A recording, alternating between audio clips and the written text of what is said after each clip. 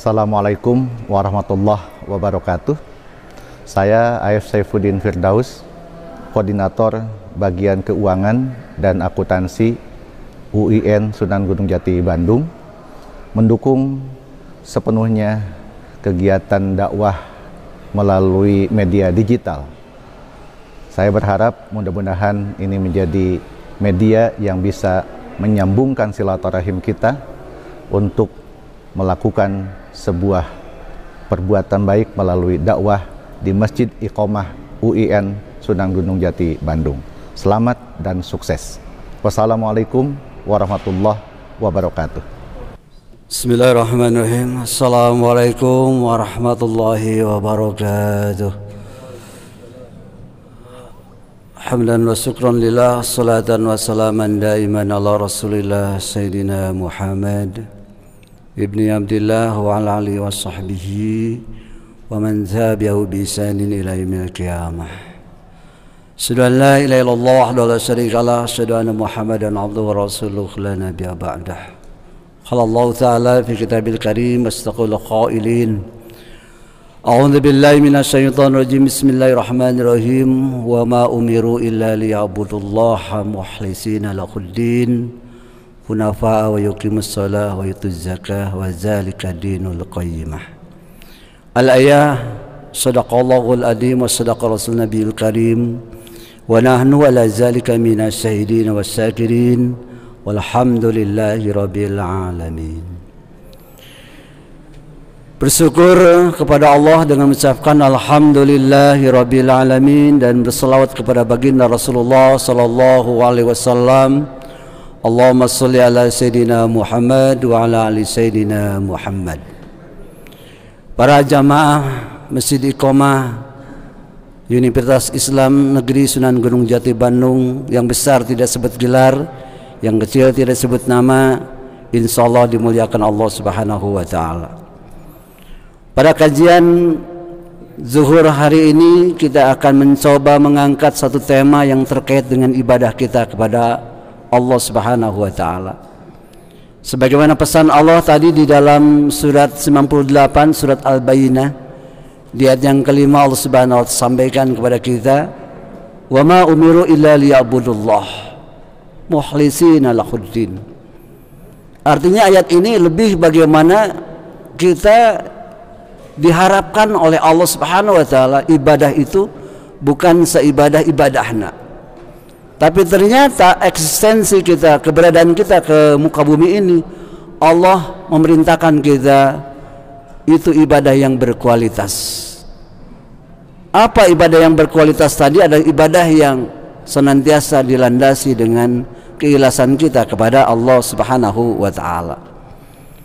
Tetapi ternyata dalam prakteknya di keseharian kita, untuk kemudian ibadah yang berkualitas itu ternyata lebih sulit dibanding barangkali teori ataupun ucapan yang mungkin disampaikan. Paling tidak arba'atu asbab, ada di antara 4 sebab kenapa ibadah kita ini senantiasa mendapatkan hambatan demi hambatan. Hambatan yang pertama terkait dengan ibadah ini adalah hubud dunya. Kita ibadah ini terlalu cinta kepada dunia. Bukan berarti kita tidak boleh dengan dunia. Pesan Nabi, man arada dunya fa'alaihi bil ilmi wa man arada al akhirah fa'alaihi bil ilmi wa man arada bihima fa'alaihi bil ilmi. Enggak dipungkiri oleh kita semuanya bahwasannya kita perlu dunia, perlu dengan ilmu, dengan akhirat pun dengan ilmu. Toh kita ingin dunia dan akhirat pun dengan ilmu. Tapi terkait dengan ilmu ini, makhluk iblis itu pun adalah makhluk yang berilmu. Tapi iblis itu walaupun makhluk yang berilmu, tapi dia tidak berakhlak, dia tidak beradab. Maka pentingnya kaul ulama disampaikan, ta'allamal adzabi qabla an tata'allamal ilmi.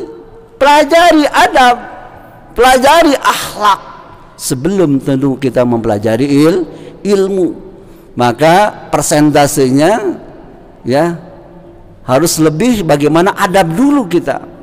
Di angka 60 adabnya, 40 adalah ilmunya. Jadi disinilah pentingnya bagaimana kemudian hadirnya kita untuk mempelajari agama ini. Tidak lain hambatan yang dihadapi oleh kita di antara 4 sebab ini adalah hubud dunia, terlalu cinta dengan dunia. Poin yang kedua, hambatan di antara ibadah ini adalah meremehkan dosa. Artinya tidak ada dosa besar kalau dosa itu pun tidak dilakukan dari dosa kecil, ataupun tidak ada korupsi yang besar kalau korupsi itu tidak juga dilakukan dari korupsi yang kecil dulu. Artinya seperti gunung es, seperti bola salju, kalau kemudian dari kecil menggelinding jadi besar, artinya orang yang kemudian melakukan dosa-dosa ini ya yang kemudian menghantarkan dia untuk tidak mendapatkan ridho Allah Subhanahu wa ta'ala. Terkait dengan ini, maka kita semuanya bersepakat bahwasanya dosa kecil inilah dosa yang bisa merusak dan bisa menghambat ibadah kita kepada Allah Subhanahu wa ta'ala. Lalu poin yang ketiga di antara 4 sebab hambatan dalam ibadah itu adalah diperbudaknya dengan hawa nafsu.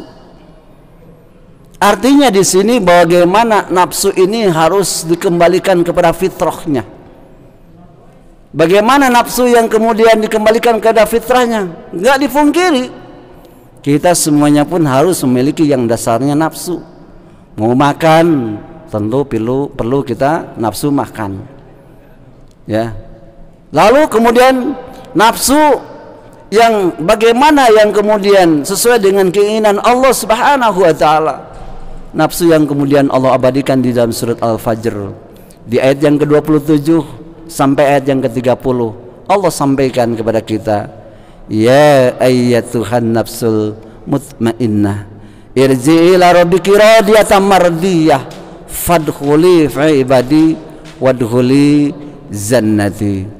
Hei jiwa yang tenang, kembalilah kau kepadaku dalam keadaan ridho dan diridhoi, dan masuklah engkau ke dalam surgaku.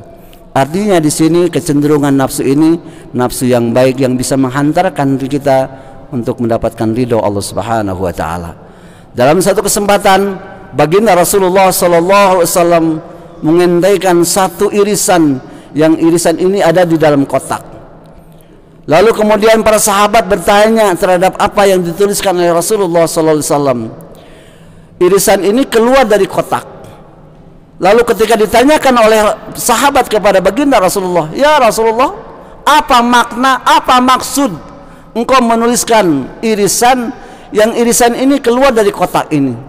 Lalu kemudian baginda Rasul sampaikan, irisan yang keluar dari kotak itu, kotaknya adalah umur kita, sementara irisan yang keluar dari kotak itu adalah hawa nafsu kita, adalah keinginan-keinginan kita. Bisa jadi para jamaah kita berkeinginan tentang suatu perkara, tapi ternyata takdir Allah Subhanahu wa ta'ala menghendaki kita untuk tidak tercapai apa yang kita cita-citakan.